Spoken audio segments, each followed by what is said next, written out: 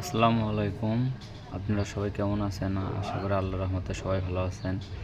আপনাদের সুস্বাস্থ্য কামনা করছি আল্লাহর কাছে।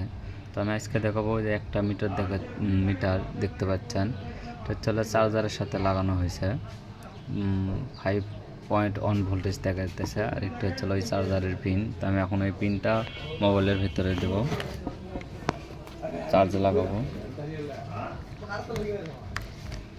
তো দেখতে পাচ্ছেন আমি পিনটা চার্জের ভিতরে লাগাছি, আর এখানে মোবাইলটা চার্জ উঠতেছে, আর ওইখানে দেখেন পয়েন্ট ধরতেছে। এটার একটা সুবিধা হচ্ছে হলে আপনারা ফোনে দেখতে পারবেন যে আপনার ফোনের চার্জের গতি, চার্জ ওটা জমা হবে কি না, এবং চার্জটা স্লো হবে কি না, এটাতে বুঝতে পারবেন।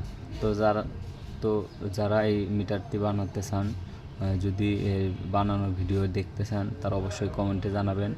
আর যারা তো পারেন তারা তো আলহামদুলিল্লাহ। তো এই মিটারটা অনেক সুবিধা আছে, কাজের ক্ষেত্রে, কাজ করার ক্ষেত্রে অনেক উপকার হয় এবং অনেক কাজে আসে। তো আশা করছি সবাই এইভাবে কাজ করলে কাজের একটু সুবিধা হয়।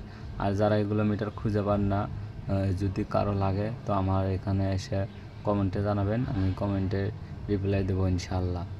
তো সবাই ভালো থাকবেন। আর এইরকম মিটার যদি বানানোর ভিডিও দেখতে চান কীভাবে বানানো হয়, এটা নিশ্চিতটা এম্পিয়ার 0.20 এম্পিয়ার, আর উপরেরটা হলো ভোল্টেজ 5.0।